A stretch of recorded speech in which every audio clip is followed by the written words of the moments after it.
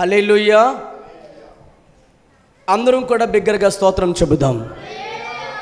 ఈ 33వ రోజుకు మనందరినీ కూడా సమకూర్చిన దేవుడికి స్తోత్రాలు చెబుదాం. హల్లెలూయా. ఇంకా ఎన్ని రోజులు ఉన్నది చెప్పండి? ఇంకొక వారం. ఈ 33వ దినములో దేవుడు మనతో మాట్లాడుచుండగా శ్రద్ధ కలిగే వాక్యాన్ని విందాం. ఈ రాత్రి కూడా వచ్చిన మీ అందరికీ కూడా నా హృదయపూర్వకంగా వందనాలు తెలియజేస్తున్నాను.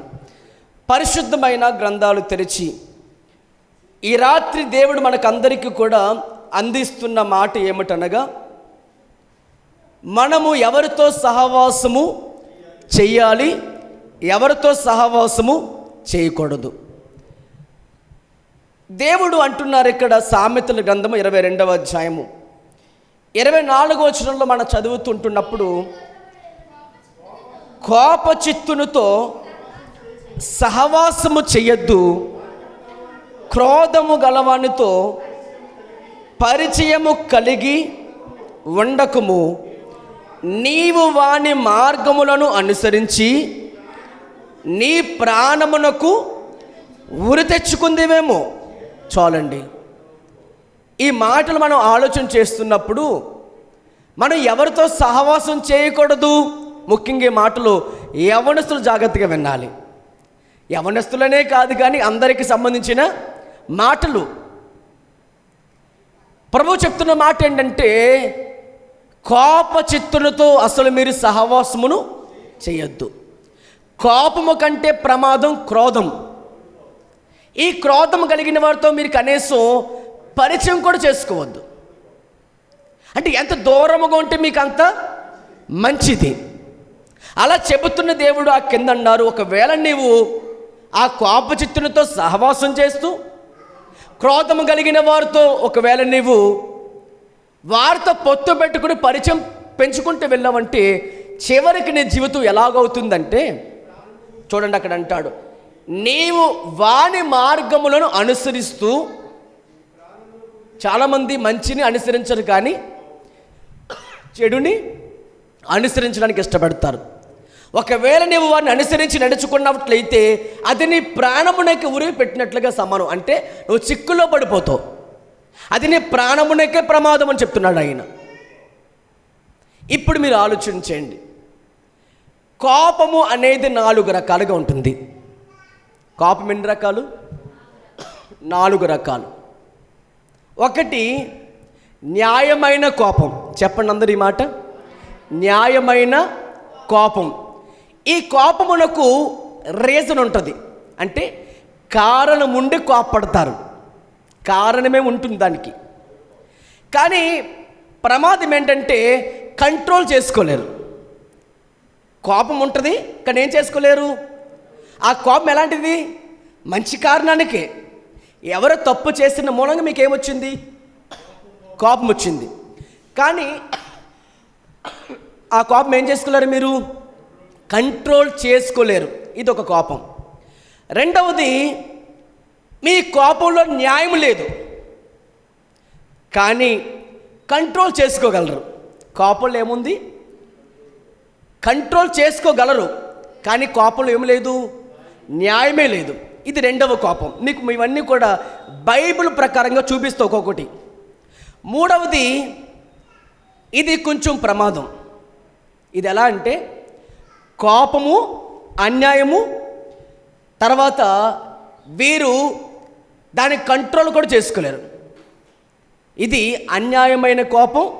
అలాగనే పూర్తిగా దీన్ని కంట్రోల్ కూడా చేసుకోలేరు. ఇక 4వది, ఇది మరీ ప్రమాదం.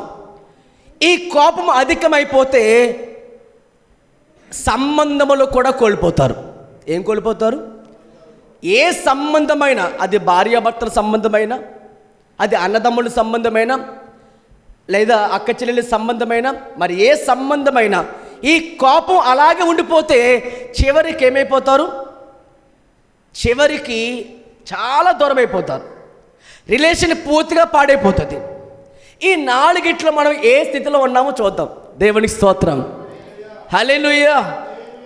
ఇప్పుడు మొదటి మాట, న్యాయమైన కోపము గురించి నేను మాట్లాడుతున్నాను. సౌతం చెప్పండి అందరూ కూడా. ఏ కోపం ఇది? న్యాయమైన కోపం. ఇప్పుడు మీరు విన్న మాటలు బట్టి మీ సహవాసం ఎవరితో చేయాలో ఎవరితో చేయకూడదు ఆలోచన చేసుకోండి. దేవునికి స్తోత్రం. ఎందుకంటే మనం ఎవరితోనైనా పరిచయం చేసుకోవాలైనా, ఎవరితోనైనా సహవాసం చేయాలైనా సరే మీకేముండాలి? ముందుగా తెలివి ఉండాలి. ఆ తెలివితేటలు లేకపోతే ఖచ్చితంగా పాడైపోతారు. ముఖ్యంగా యవ్వన బిడ్డలు. ఎవరితో సహవాసం చేయాలి, ఎవరితో సహవాసం చేయకూడదు, ఏ మాట మిమ్మల్ని ప్రభువు దగ్గర నడిపిస్తుందో అది మీరు ఆలోచించుకుంటేనే మీ సహవాసం కరెక్ట్. హల్లెలూయా. అలాగను కాకుండా దేవునితో సహవాసం లేకుండా, ఆత్మీయంగా దేవునిలో బతకకుండా ఏదైతే ఆపేస్తుందో అది వస్తువైనా, అది మనిషి అయినా వ్యక్తి అయినా సరే వారికి మీరు దూరంగా ఉంటే మీ ఆత్మీయ జీవితంలో చాలా క్షేమకరం. హల్లెలూయా. ఇప్పుడు ఆలోచన చేయండి. మొదటిగా న్యాయమైన కోపం. పరిశుద్ధ లేఖనంలో యేసుక్రీస్తు ప్రభువు వారు కోపపడిన 3 సందర్భాల్లో మొదటి సందర్భం యోహాను సువార్త 2వ అధ్యాయం. అందరూ కూడా తెరిచి వాక్యం చదవండి. యోహాను సువార్త 2వ అధ్యాయము, యోహాను సువార్త 2వ అధ్యాయము 13 నుంచి 16 వరకు అందరూ కూడా క్రమంగా చదవండి. యూదులు పస్కా పండుగ సమీపించగా యేసు యెరూషలేమునకు వెళ్ళి దేవాలయములో ఎడ్లను, గొర్రెలను, పావురములను అమ్మువారును, రోకలు మార్చువారును కూర్చున్నట్టు చూచి త్రాళ్లతో కొరడాలు చేసి గొర్రెలను, ఎడ్లనన్నిటినీ దేవాలయము నుండి తోసివేసి రోకలు మార్చువారి రోకలు చల్లివేసి వారి బల్లలు పడద్రోసి పావురములు అమ్మువారితో వీటిని ఇక్కడ నుండి తీసుకుని పొండి, నా తండ్రి ఇల్లు మీరు వ్యాపారటిల్లుగా చేయకూడదని చెప్పాను.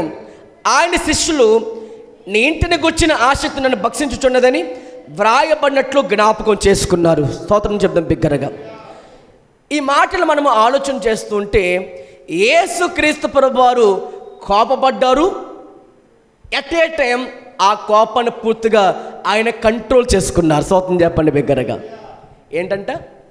ఆయన కోపపడ్డారు, నెక్స్ట్ ఆ కోపాన్ని పూర్తిగా అణుచుకున్నారు. ఒక మాట చెప్పనా, ఆ కోపంలో దేనికి నష్టం జరగలే. స్తోత్రం చెప్పండి బిగ్గరగా. మన కోపంలోనూ చేతిలో సెల్ ఫోన్ ఉంటే నష్టమైపోద్ది, చేతిలో ఏది ఉంటే అది బదలు కొట్టేస్తాం అని నష్టాలే. కానీ యేసుక్రీస్తు ప్రభువారు అక్కడ కోపడినది దేనికోసము కోపడ్డాడు? ఆయన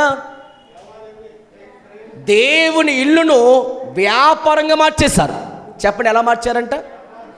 దేవుని ఇల్లు అంటే దేవుని మందిరము, అది యెరూషలేము సంఘము. దాంట్లో ఏం చేశారంటే వాళ్ళు వ్యాపారం ప్రారంభిస్తున్నారు. ఆలోచన చేయండి. దేవుని మందిరమును వ్యాపారంగా మారిస్తే దేవుడు కొరడదీస్తాడు. స్తోత్రం చెప్పండి బిగ్గరగా. ఎలా అంటే, కచ్చిపులో పరిశుద్ధాత్మ ఉంది, తీసుకో. ఈ తైల బుడ్డి 100 రూపాయలు అమ్ముతున్నాడు, 100 రూపాయలు 100 రూపాయలు 100 రూపాయలు అమ్ముకోండి, కొనుక్కోండి అన్నారా?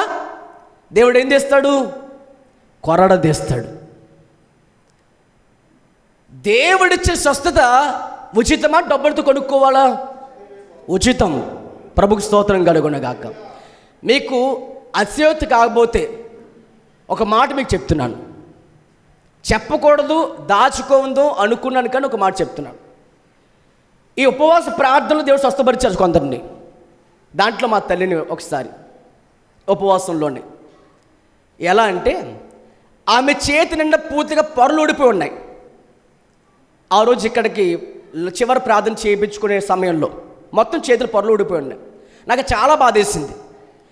వెంటనే తైలం రాసి ప్రార్థన చేసిన వెంటనే ఉదయానికి చెయ్యంతా స్వస్థపరచబడింది. స్తోత్రం చెప్తాం బిగ్గరగా. దేవుడు క్షణంలో ఆయన వస్తున్నాడు, చేస్తున్నాడు, కార్యం జరిపిస్తున్నాడు. పబ్లిసిటీ చేసుకునే అవసరం లే, లేకపోతే ఇదొక వ్యాపారం చేయని అవసరం లే. దేవుడు ఎక్కడైనా ఎప్పుడైనా సాధ్యముగా ఏం చేస్తాడు? ఆయన స్వస్థపరుస్తాడు. ఆయన అందరూ స్తోత్రం చెప్పండి బిగ్గరగా. నేను మీకు ఎందుకు ఈ పర్టికులర్గా మాట చెప్తున్నానంటే, దేవునిలో ఏం చేస్తారట, వాళ్ళు వ్యాపారంగా మార్చేస్తున్నారు. వ్యాపారంగాని అక్కడ ఏం చేస్తారట, వాళ్ళు కొందరు పావులను అమ్ముతున్నారు. చూడండి ఆ మాట, యోహాను సువార్త 2వ అధ్యాయం 14 చదువుదాం. దేవాలయములో ఎడ్లను గొర్రెలను పావురాలను అమ్మేవారును రోకలు మార్చేవారును కూర్చున్నట్టు చూచి త్రాళ్లతో కొరడా చేసి గొర్రెలను ఎడ్లను అన్నిటినీ దేవాలయములో నుండి త్రోసివేసేశారంట. అంటే ఏం జరుగుతున్నాయి? క్రయ విక్రయాలు జరుగుతున్నాయి, అమ్మకాలు కొనుగోళ్ళు. వాళ్ళ వస్తువు ఇస్తారు, వీళ్ళు దాన్ని అమ్ముతారు. ఏం జరుగుతుంది? మందిరంలో ప్రార్థన కాదు, మందిరంలో ఆరాధన కాదు, మందిరంలో వాక్యము కాదు, మరేం జరుగుతుంది? అక్కడ వ్యాపారం జరుగుతుంది. ఇప్పుడు తైలం పుట్టికి ప్రార్థన చేయండి పాస్టర్ గారు, ఇంట్లో ఒక ఆవిడ కొంట్లో పడలేదు, మీరు వచ్చినా పర్లేదు, లేదా మీరు ఈ తైలం రాస్తాను అంటే తప్పులే. ఇప్పుడు నేను దీన్ని 100 రూపాయలు అమ్మితే మీకు ఎలాగుంటే చెప్పండి. ఇప్పుడు దీన్ని నేను 65 రూపాయలు కొనుక్కున్నా. విశ్వాసంతో నూనె రాసి ప్రార్థన చేసి దేవుడు స్వస్థపరుస్తారు. ఇప్పుడు దీన్ని నేను మీకు అమ్మితే ఇదేమవుద్దప్పుడు? వ్యాపారం. ప్రభువు దాని విషయంలో చాలా కోపడతాడు. ఉచితంగా తీసుకున్నారు కాబట్టి ఉచితంగా మీరు చెయ్యాలి, ఉచితంగా ఇయ్యుడి అన్నాడు దేవుడు. దీన్ని వ్యాపారం చేయకూడదు. నేడు క్రైస్తవ్యము బయట లోకానికి ఇదొక వ్యాపారం అనే స్థితికి వచ్చింది. కారణం ఏంటి చెప్పనా?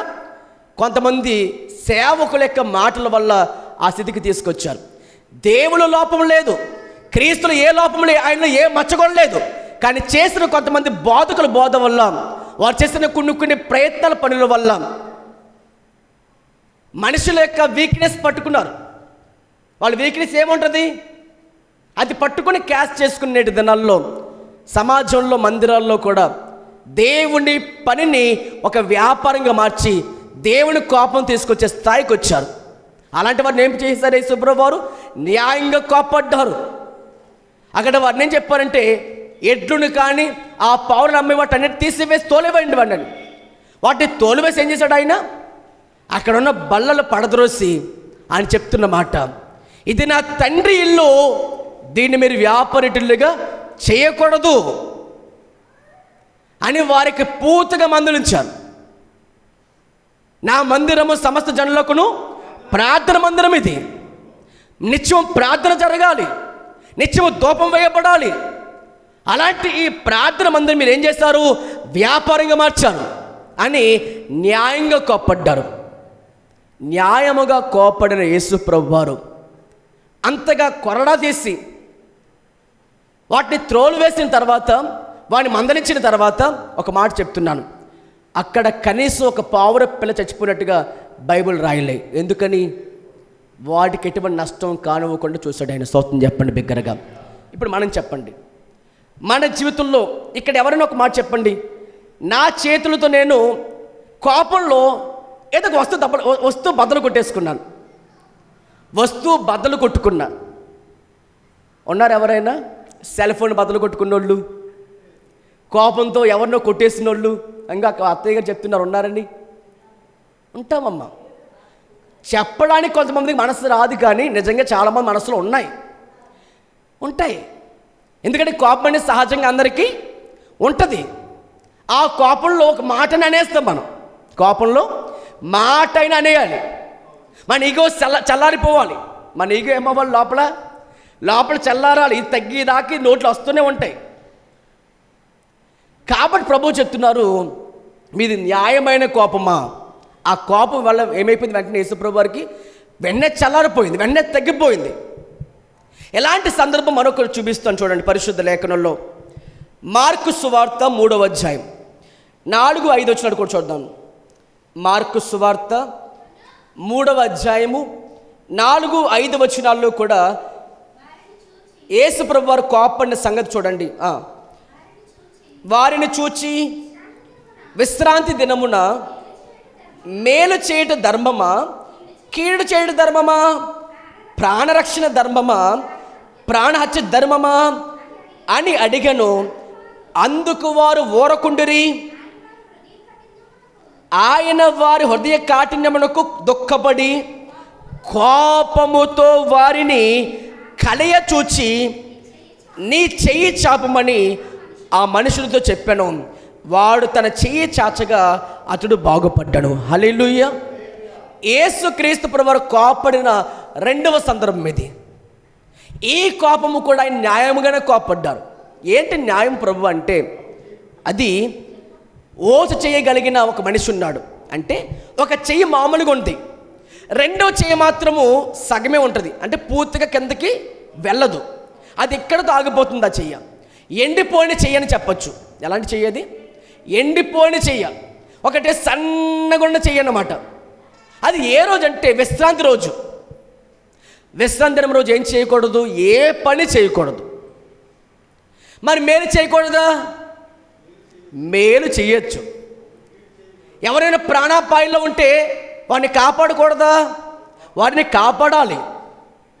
యేసుక్రీస్తు ప్రభువుకు వచ్చిన కోపం ఏంటంటే, దేవుని వాక్యము నిరర్ధకం చేసిన వారిపై దేవుడు కోపపడ్డారు. అంటే దేవుని వాక్యం పక్కన పెట్టి వారి పద్ధతులను అనుసరించేవారుగా ఉన్నారు వీళ్ళు. దావీదు గారు కూడా చేసిన తప్పదే. కొత్త బండి పైన ఏం పెట్టించాడు ఆయన? మందసం పెట్టించారు. ఉజ్జ అని ఆయన చేయబట్టుకుంటే ఏమైంది? దానికి వెంటనే చనిపోయాడు. కొత్త కొత్త బోధలు, కొత్త కొత్త అలవాట్లు దేవుని వాక్యం పక్కన పెట్టి తీసుకొస్తే దేవుని కోపం వస్తుంది. ఉన్నది ఉన్నట్టుగానే చెప్పాలి. వారు వింటారో, బాగుపడతారో, సిద్ధపడతారో అది వారిపైన దేవుడు చూసుకుంటాడు. లేనిది కల్పించేది ఏం మనం చేయకూడదు. హల్లెలూయా, హల్లెలూయా. అలా చేసి దేవునికి ఏమొస్తుంది? కోపం. ఇక్కడ వీరు చేసిన తప్పు కూడా ఏంటంటే, వారట ఓచ చేయగలవాడిని యేసు ప్రభువు దగ్గరికి వచ్చినప్పుడు ఆయన వారిని స్వస్థపరచడానికి సిద్ధపడ్డారు. అయితే ఏమన్నాడు చూడండి, 2వ వచనం చదువుదాం. అచ్చటి వారు ఆయన మీద నేరం మోపవలనే ఉండి విశ్రాంతి రోజున వారిని స్వస్థపరచునేమో అని ఆయనను కనిపెట్టుచూ ఉన్నారు. అంటే అక్కడ ఉన్నారు వాళ్ళు. ఈ ఓచ చేయగలిగిన వాడు ఇక్కడికి వస్తున్నాడు యేసయ్య దగ్గరికి. వారేం కనిపెడుతున్నారు అక్కడ నుంచి అంటే, ఇది విశ్రాంతి రోజు కదా, ఈయన పైన ఏదో నేరం మోపేయాలి. ఈయన ధర్మశాస్త్రమును పాటించట్లేదు. ధర్మశాస్త్రం ఏం చెప్తుంది? విశ్రాంతి రోజు ఏ పని చేయకూడదని చెప్తుంది. నిజానికి ఈయన ఏమన్నా వేరే పనుల మీద ఉన్నారా? తండ్రి పని మీద ఉన్నారు. హల్లెలూయా. తండ్రి పని ఏంటి? ఎవరైనా ఆపదలో ఉంటే వారిని ఏం చేయాలి? రక్షించాలి. అది విశ్రాంతి రోజు అయితే ఉంది, మరి ఏ రోజు అయితే ఉంది. అప్పుడు ఏమని అంటున్నారు చూడండి 3వ వచనంలో, ఆయన నీవు లేచి మధ్యలో నిలవమని ఓచ చేయగల వానితో చెప్పి వారిని చూచి, వారు ఇంకా మాట్లాడలే కానీ యేసు ప్రభువు వారు హృదయంలో ఏమైతే ఉందో తెలుసుకుని ఏమంటున్నారు ఇక్కడ ఆయన, విశ్రాంతి దినమున మేలు చేయటి ధర్మమా, కీడు చేయటి ధర్మమా, ప్రాణరక్షణ ధర్మమా, ప్రాణహత్య ధర్మమా అని అడిగాను. అందుకు వారు ఊరుకున్నారంట. అక్కడున్న వారి విషయమై ప్రభుకి ఇక్కడ అర్థమైపోయింది. అప్పుడు ఏమన్నారు ఆయన? వారు అడిగిన మాటకి వారు ఏం చెప్పలేకపోయారు, సమాధానం చెప్పలేకపోయారు. అందుకు వారు ఏమనుకున్నారంటే, ఊరకుండగా హృదయం ఇంకేమైపోయింది, వారికి కఠినంగా ఉన్నారట. అందుకు యేసు ప్రభు వారు అంటున్నారు చూడండి అక్కడ, ఆయన వారి హృదయ కాఠిన్యమునకు దుఃఖపడ్డాడు యేసు ప్రభు వారు. యేసు దుఃఖపడిన సందర్భాల్లో ఒక కారణం, హృదయ కాఠిన్యం ఉంటే మనల్ని బట్టి కూడా ఆయన దుఃఖపడతాడు. ఈ మాట ఆలోచించండి. హృదయములో విశ్వాసము బదులు కాఠిన్యం చేసుకుని, అంటే ఎవరు వీళ్ళు? వాక్యం వింటారు కానీ ఏం చేయరు? మనసు పెట్టరు, పాటించరు, మోసగిచ్చుకుంటూ ఉంటారు వీరు. వీరెవరట? హృదయ కాఠిన్యం చేసుకున్నవారు. వారిని బట్టి ప్రభుకి ఏముంది? దుఃఖం. లాజరు విషయమే కూడా దేవుడు దుఃఖపడ్డారు. ఎందుకు దుఃఖపడ్డారు ఆయన? మరియ మార్తల అవిశ్వాసమును చూసి దుఃఖపడ్డాడు ఆయన. గుర్తించండి, ఈ రోజున దేవుణ్ణి ఎరిగిన మనము హృదయము కఠినం చేసుకుంటే మనల్ని బట్టి ప్రభు దుఃఖపడతారు. అర్థమవుతుందా? ఇశ్రాయేలీయులు కూడా జీవము గల దేవుని విడిచిపెట్టి విశ్వాసం కోల్పోయి, విశ్వాసం పూర్తిగా పక్కన పెట్టి పూర్తిగా దేవునికి విరోధంగా నడిచిన కారణం చేత, వారి అవిశ్వాసము చేతనే వారు విశ్రాంతిలోకి ప్రవేశించలేకపోయారు. అవిశ్వాసం చేతనే దేవుడు దుఃఖపడిన సందర్భం రెండవ సందర్భం అది. ఆ తర్వాత యెరూషలేమును చూచి దుఃఖపడ్డాడు. 3 సందర్భాలు యేసే దుఃఖపడినట్టుగా ఉంది. దానికి కారణం ఏంటి చెప్పిన హృదయ కాఠిన్యం. కోడి తన పిల్లలను రెక్కలుగా తీసుకొచ్చినట్టుగా నేను వాడిని ఎల్లప్పుడూ కాస్తున్నాం. యెరూషలేమా యెరూషలేమా, నువ్వు ఇంకెన్నిసార్లు ఇలా అయిపోతున్నావు, ఎన్నిసార్లు నిన్ను చేర్చుకోవాలి, నువ్వు మారవా? దాని అర్థం అది. ఈరోజున మారు మనస్సు లేకుండా హృదయాలు కఠినం చేసుకున్న వారితో ప్రభు దుఃఖపడుతూనే ఉన్నాడు. ఈరోజుకి నేటికి దుఃఖపడుతున్నాడు ఆయన. ఎన్నో వాక్యాలు వింటావు, కానీ నాకు తెలియదా ఈ వాక్యము అన్నట్టుగా కూర్చుంటావు. ఎవరు వీళ్ళు? హృదయం కఠినం చేసుకున్నవారు, పశ్చాత్తాపం లేనివారు. వీరికి ఎలా ఉంటుందంటే రాయిలా మారిపోయింది. అది ఎలా మారిపోయింది? హృదయం రాతిగా మారిపోయింది. రాతిగా మారిపోయింది. ఎలా మారుతుంది అది? ఇప్పుడు ప్రభు చెప్తున్నారు, రాతి గిండి తీసే ప్రభు నాలో నుంచి, నాకు మాంసగుండి ఇవ్వు ప్రభు అని ప్రార్థించి పశ్చాత్తాపడితే నీలోకి ఆ వాక్యం సమృద్ధిగా చేరునుగాక. హల్లెలూయా. ఇప్పుడు వారి కఠినమును బట్టి ఏసేం కలిగింది. ఇప్పుడు దుఃఖము కలిగి వ్యాకులు పడి, చూడండి, దుఃఖం పడగా అప్పుడు ఆయన కోపముతో వారిని కలయ చూచి అప్పుడు వెంటనే ఆ ఓచేయగలవాడిని చేయి చాచమని ఆ వ్యక్తిని స్వస్థపరిచారు.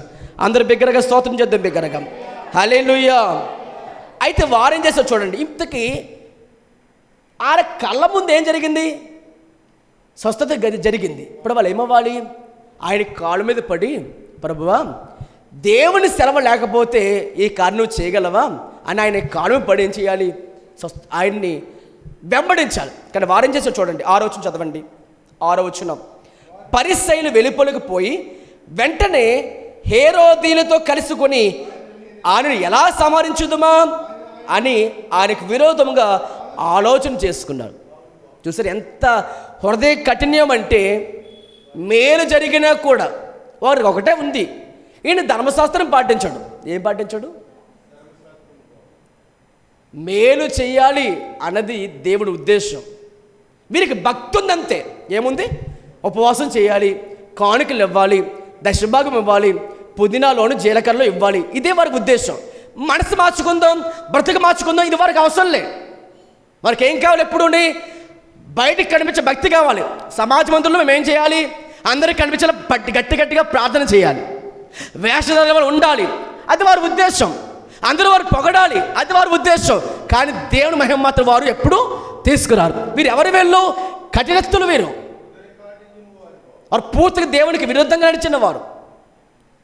వారిని బట్టే చాలా బాధపడిన ఆయన చివరికి అలాంటి మంచి చేసిన యేసు ప్రభువు వీరు ఏం చేశారు? వీళ్ళు సిలువ వేయమని కేకలు వేసిన వారి గుంపులో వీళ్ళు కూడా ఉన్నారు.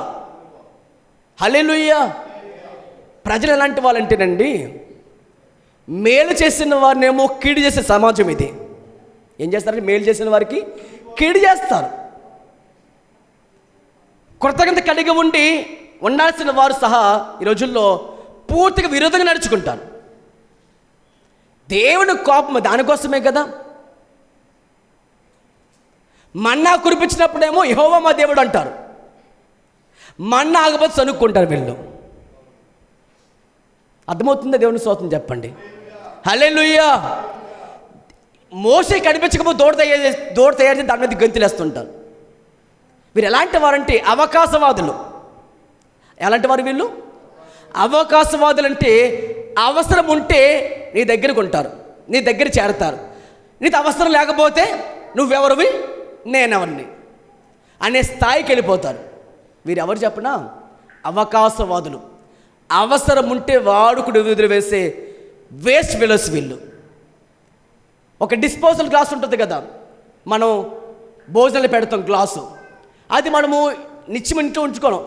ఒక గాజు గ్లాసులో లేకపోతే స్టీల్ గ్లాసు లాగా వాడేసి పక్కన పడేస్తాం. కొంతమంది మనుషులు సమాజంలో ఎలా ఉంటారంటే, మేలు పొందుకున్న వారు సహా ఆ మేలు జరిగిన తర్వాత వారంతా బాగానే ఉన్న తర్వాత నేను పట్టించుకోరు. అలాంటి వారి సమాజంలో మనం బ్రతుకుతున్న దినాల్లో యేసు ప్రభువారు వారికి 5 రొట్లు 2 చేపలు 5,000 మందికి పంచిన వారు సహా సిలువ వేయమని కేకలు వేసిన గుంపులో వారు కూడా ఉన్నారంటే ఆయన అంతకన్నా ఇంకేం బాధపడతారు చెప్పండి. అందులో దేవుని స్తోత్రం చెప్పండి బిగ్గరగా. కాబట్టి న్యాయముగా కోపడిన దేవుడు ఆయన కోపంలో ఏముంది? న్యాయం. దేనికోసం ఆయన కోపం? పరిశుద్ధత పరచడం కోసమే మనిషిని. మరొక కోపం చూడండి పరిశుద్ధ లేఖనాల్లో. యోహాను సువార్త 2వ అధ్యాయం, క్షమించండి, యోహాను సువార్త 18వ అధ్యాయం. యోహాను సువార్త 18వ అధ్యాయం మీ అందరికీ తెలిసిన వచనమే. 10వ వచనం చదవండి. యోహాను సువార్త 18:10. సీమోను పేతురునొద్ద కత్తి ఉండినందున అతడు దానిని దూసి ప్రధాన యాజకుడు దాసును కొట్టి అతని కుడి చెవి తెగ నరికెను. ఆ దాసుని పేరు మలుకు. యేసు కత్తి వరలో ఉంచుము, తండ్రి నాకు అనుగ్రహించిన గిన్నెలోనిది నేను తాగకుందునా అని పేతురుతో చెప్పాను. ఆలోచన చేయండి అమ్మ. ఇక్కడ కూడా కోపము అధికమైపోయిన మనిషిని ఆయనే కంట్రోల్ చేస్తున్నాడు. స్తోత్రం చెప్పండి బిగ్గరగా. సమాధానపరిచేవారు ధన్యులు, వారు దేవుని కుమారులు అనబడతారు. కోపం జరిగి గొడవ జరుగుతుంటే కొంతమంది పొల్లేస్తారు. ఇక్కడ ప్రభు ఏం చెప్తున్నారు అక్కడ చూడండి.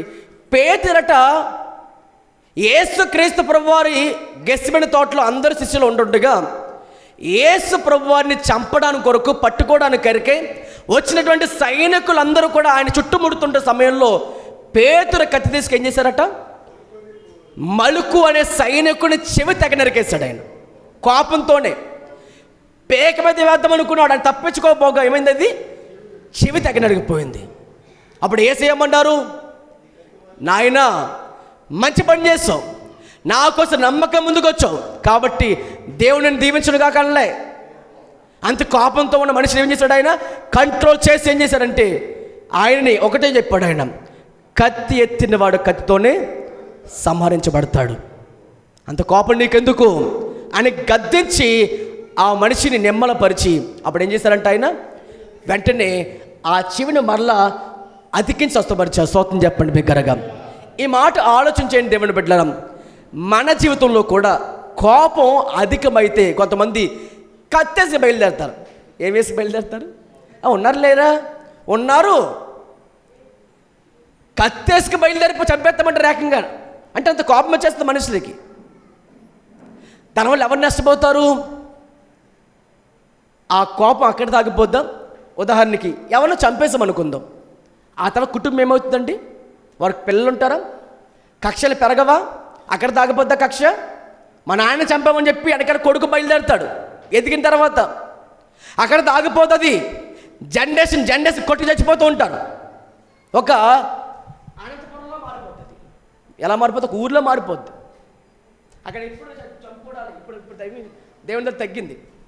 ఆ చంపుకోవడం ఇప్పుడు ఏమని చెప్పి అనంతపురంలో కనీసం వాటర్ దొరకదు. అక్కడ కరువు వస్తే ఎందుకని మొరపెడితే రత్తాలు అక్కడ. దేవుడి స్తోత్రం కలుగున్న గాక. కాబట్టి ఆలోచన చేయండి అమ్మా, చాలా ప్రమాదం. కోపమును చాలా కంట్రోల్ చేసుకోకపోతే అది నీ కుటుంబానికి ప్రమాదం. ప్రభు చెప్తున్నమాట, కోపచిత్తునితో సహవాసమును చేయొద్దు. క్రోధము కలిగిన వారితో నువ్వేం చేయొద్దు? పరిచయం కూడా చేయొద్దు. అలా చేస్తే వాడిని అనుసరిస్తే అది నీ ప్రాణమునకే ప్రమాదం. నిజానికి యేసు అక్కడ లేకపోతే, యేసు ప్రభువారు అక్కడ లేకుండా ఆపకపోతే ఏమవుతారు? ఇప్పుడు ఎంత ప్రమాదం జరిగేది, ఎంత హత్య జరిగిపోయేది అక్కడ. కాబట్టి ఆలోచన చేయండి. మీకు అర్థమైందా? న్యాయమైన కోపము పడిన యేసు ప్రభువారు పూర్తిగా ఏం చేశాడు? అక్కడ ఆయన కంట్రోల్ చేశారు. వెంటనే ఆ కోపాన్ని చల్లారు చేశారు. నియంత్రణలో ఉండేదాన్ని ఆయన కోపం. అది కూడా న్యాయంగా కోపపడిన కోపం. రెండవ కోపం చూద్దాం. ఇది కారణం లేకుండా పడే కోపం. ఇది చాలా ప్రమాదం. ఏంటది? కారణం లేకుండా కోపడ్డం.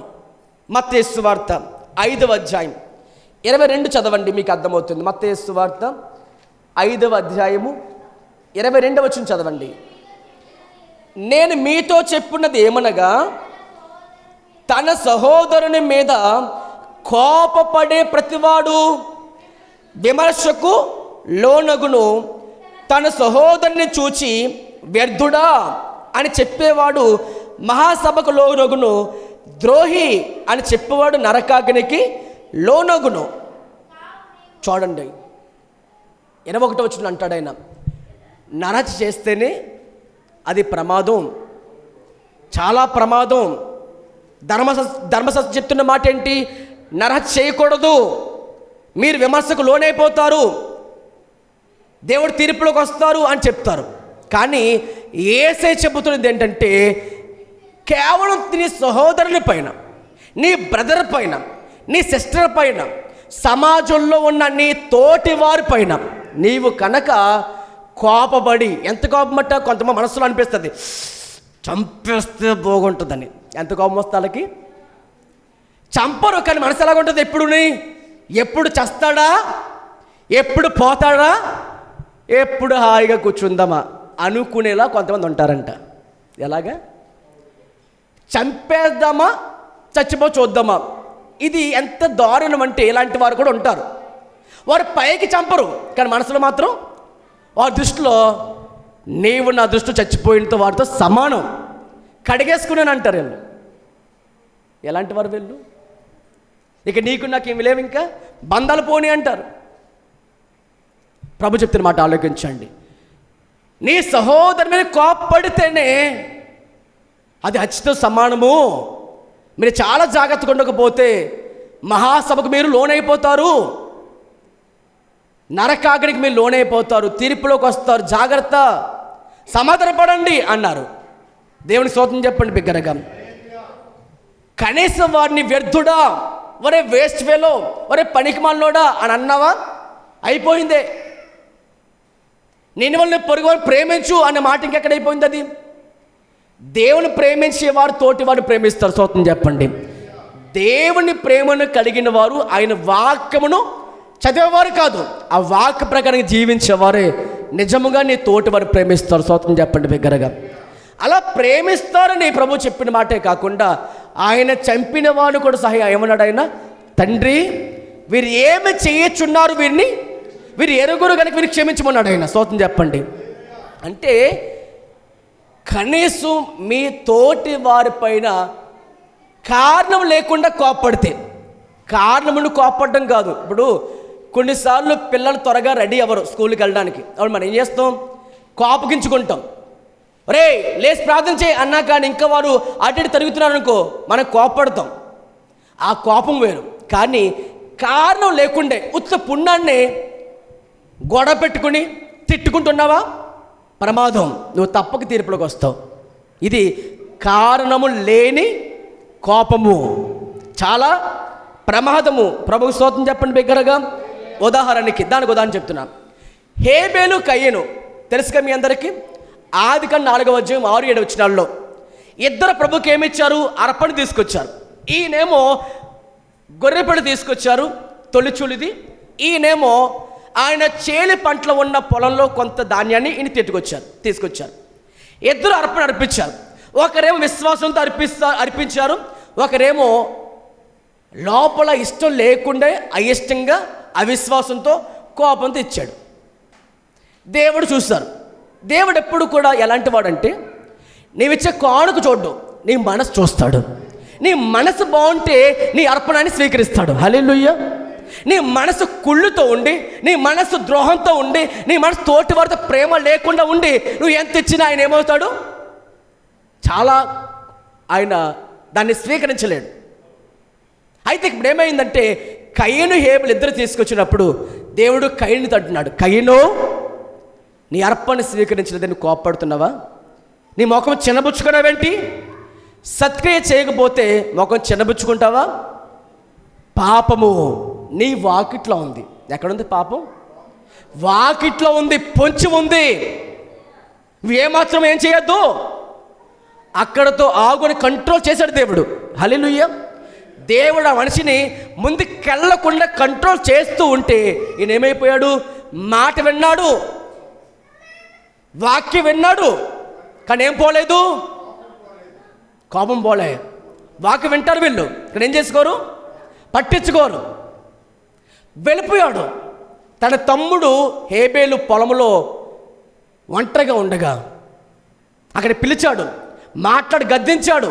ఆడు ఏం చేశాడట, కయ్యేను దురాత్మ సంబంధి కాబట్టి, అపవాది సంబంధి కాబట్టి, తన తమ్ముడైన హేబేలు మంచివాడు, వాడి క్రియ మంచివి. ఏం చేశాడు, ఇప్పుడు సహోదరుని చంపేశాడు, నిర్దాక్షిణ్యంగా చంపేశాడు. కారణము లేకుండా కోప్పడి చంపాడు. దానికి కారణం ఉంది అసలు ఏమైనా? హేబేలుని తప్పు చేశాడా? ఇప్పుడు ఎప్పుడైనా హేబేలు ఏమన్నా కయ్యను అన్నయ్య తను ఎప్పుడైనా కొట్టుకున్నాడా? ఏం చేయలే. కారణము లేకుండా కోప్పడితే దేవుని తీర్పులోకి వచ్చేస్తాం. జాగ్రత్త అండి. కారణం లేకుండా కోప్పడకండి. మీరు కోప్పడితే దానికి ఏముండాలి? కారణం ఉండాలి. ఆ కోపం ఎక్కడి దాకా ఉండాలి? 2 రోజులా, 3 రోజులా, ఇప్పుడు వారం రోజులా, సంవత్సరమా?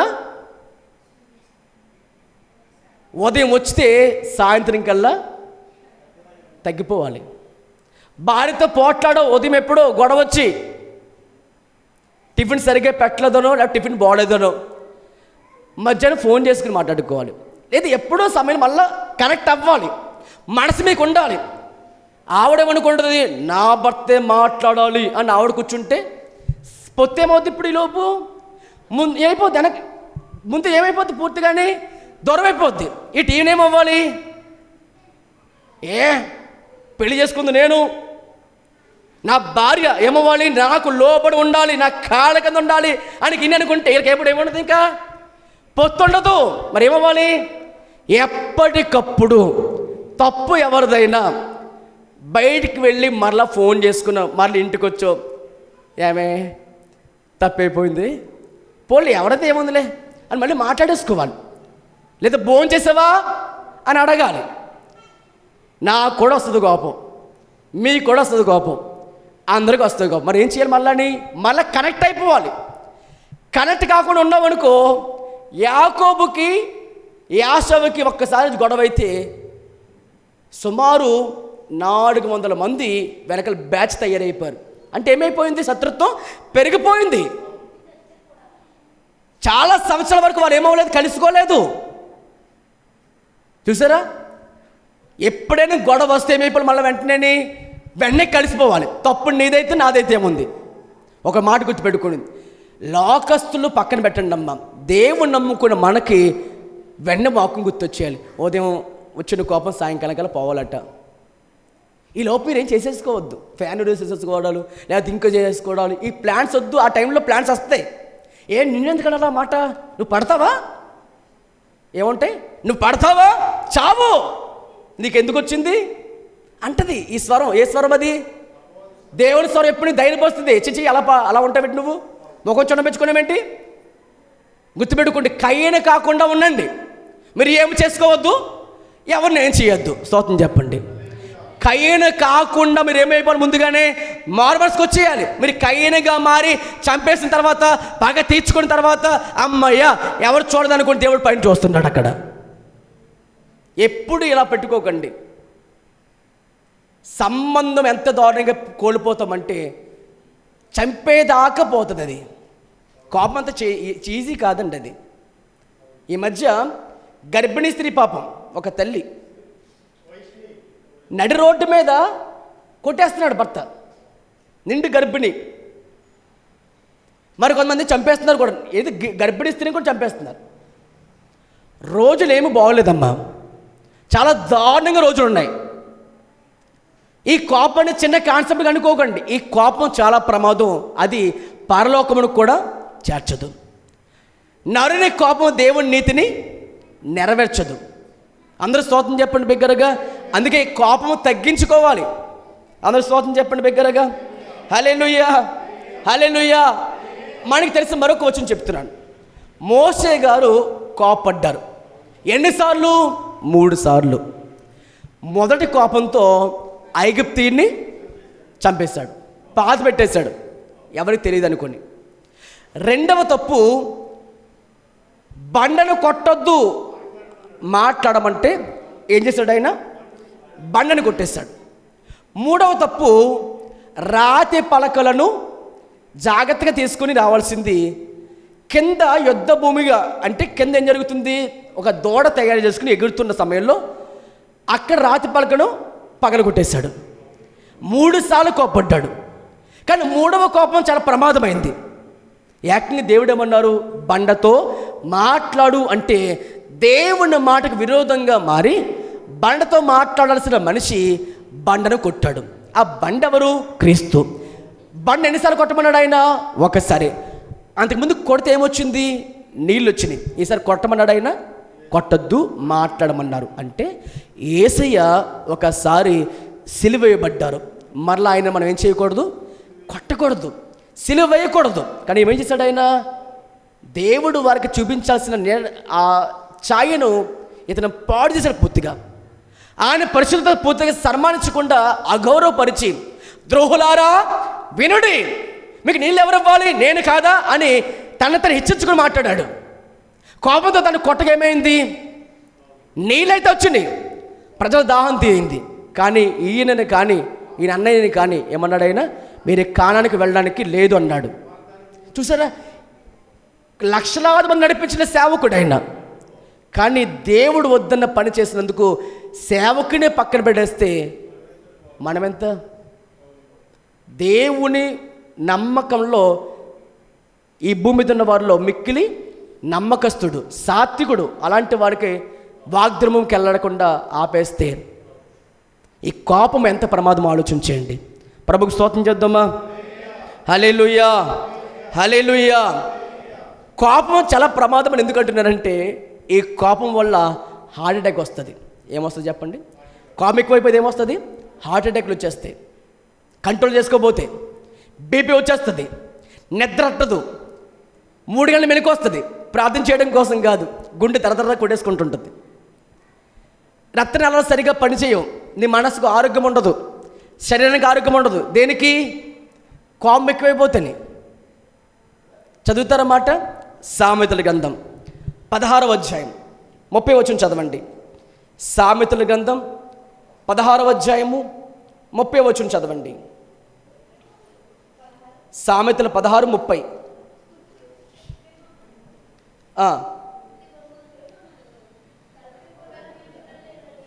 సామెతలు 16:30 అమ్మ.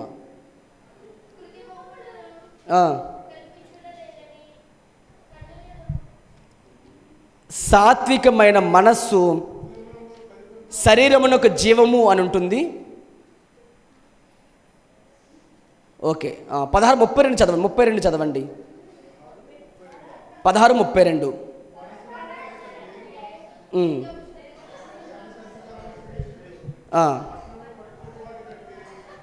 పరాక్రమం గలవాడి కంటే దీర్ఘశాంతుడు శ్రేష్ఠుడు. చూడండి ఈ మాట. సామెతలు 14:30 చదవండి. సామెతల గ్రంథం 14:30 చదవండి. 14:30. సాత్వికమైన మనస్సు శరీరమునకు జీవము, మత్సరము ఎముకలకు కుళ్ళు. ఎప్పుడైతే నువ్వు కోపమును తగ్గించుకొని, పోనీలే మనవులే కదా, దేవుని పోలికలో మనుషులే కదా, దేవుని వాక్యం వింటున్న వాళ్ళం కదా, మన ఈ భూమి మీద కొంతకాలం బతుకుతాం, ఆరోగ్యంగా ఉందాం అనుకుంటే గుర్తుపెట్టుకోండి, మంచి ఫుడ్ ఉన్నా, మంచి బెడ్ ఉన్నా, మంచి ఆస్తున్నా, మనసులో కుళ్ళు కుతంత్రాలు పెట్టుకుంటే వారికి ఆరోగ్యము ఉండదు. ఎప్పుడు కోపం పెట్టుకుంటే, ఎప్పుడు కూడా రౌద్రంగా ఉంటే, ఎప్పుడు బీపీ తెచ్చేసుకుంటే ఏముంటుంది? ఆరోగ్యం ఉండదు. ఎప్పుడు వాళ్ళకి తలనొప్పులు వస్తూ ఉంటాయి, రకరకాల వ్యాధులతో ఉంటారు. వారు తిన్నది కూడా వారికి సరిగ్గా అరగదు, గ్యాస్ట్రిక్ ప్రాబ్లమ్స్ వస్తూ ఉంటాయి. ఎప్పుడు ఏదో మూల కూర్చునిలా బాధపడమే. ప్రభు చెప్తున్నమాట, సాత్వికమైన మనస్సు ఎప్పుడు వస్తుంది? సాత్వికుడు నీకు, నేను సాత్వికుడను దీన మనస్సు గలవాడును, నా ఎదుకు వచ్చి నేర్చుకుంటే, అంటే ఆయనతో సహవాసం చేసుకునేందుకు ఏమొస్తుంటుంది? ఆయన ఫలము, ఆయన గుణం నీకు వస్తుంది. అందుకనే ఆత్మఫలం ఏమనగా దాంట్లో ఏముంది? సాత్వికమైన మనస్సు ఉంది. సాత్వికము అనే గుణము ఉంది ఆ ఫలంలో. హల్లెలూయా. కాబట్టి సాత్వికమైన మనస్సు ఎలాంటిదంట? శరీరమునకు జీవం. నీ శరీరం ఆరోగ్యంగా ఉండాలంటే నీకు ఎలా ఉండాలి? కోపం ఉండాలా? సాత్వికం ఉండాలా? ఇప్పుడు మీకు బాగా ఎక్కువ, ఎందుకంటే అయ్యో పోయి హార్ట్ అటాక్ వచ్చేద్దంట, బీపీ వచ్చేద్దంట, కాబట్టి మీకు ఏమొస్తుంది ఇప్పుడు ఖచ్చితంగా ఈ మాట ఎక్కుద్ది. దేవుని స్తోత్రం చెప్పండి. మనం ఆరోగ్యంగా ఉండాలంటే ఏం కావాలి చెప్పండి? ఇప్పుడు సాత్వికమైన మనస్సు మనకి ఉండాలి. హల్లెలూయా. పగ తీర్చుకోవడం మనం పని కాదు. మన పని ఎప్పుడు కూడా పగ తెచ్చుకోవడం కాదు.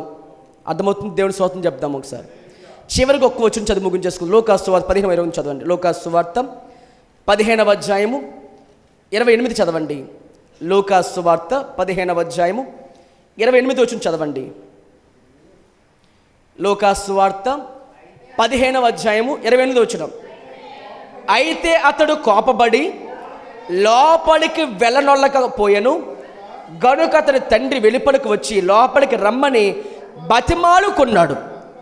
ఈరోజు మన తండ్రి కూడా మనల్ని ఒకటి చెప్తున్నారు, కోపం పూర్తిగా మానేసుకుని లోపలికి వచ్చాయి. హల్లెలూయా, హల్లెలూయా. మీకు అందరికీ తెలిసిన సందర్భం ఇది. తప్పిపోయిన కుమారుడు మన తిరిగించుకొచ్చాడు. కానీ పెద్దోడికి ఎలా ఉంది అది? ఇంకా మనసులోని ఈ పాపి మారడం ఏంటి, పోయినట్టు ఉండిపోక మళ్ళీ వెనక్కి రావడం ఏంటి అని ఇబ్బంది పడిపోతుంది లోపలంతా కూడా. ఇతనికి ఇష్టం లేదు రావడం. మనసు ఎలా ఉంది? ఎప్పుడు కూడా కలవకూడదు. మరి తండ్రితో కలవడం ఎందుకు? ఆశ పట్టుకుపోయాడు కదా, దుర్వ్యాపనం చేసుకుపోయాడు కదా. నిజానికి తప్పిపోయిన కుమారుడు తప్పిపోయాడు అనుకుంటాం, కానీ పెద్దోడే తప్పిపోతూ ఉన్నాడు. తండ్రి అంటాడు, నావన్నీ నీవే. హల్లెలూయా. నువ్వు నా యొద్ద ఉన్నావు, నావన్నీ నీకే, నువ్వు నా వారసుడవు.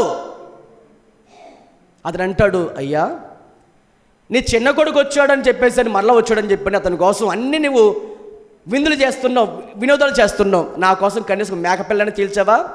ఇతనికి ఆశ ఉంది, కానీ ఎప్పుడు తండ్రి పైన కొంచెం మనస్సుండి ఏ తప్పు చేయకుండా ఉంటాడు.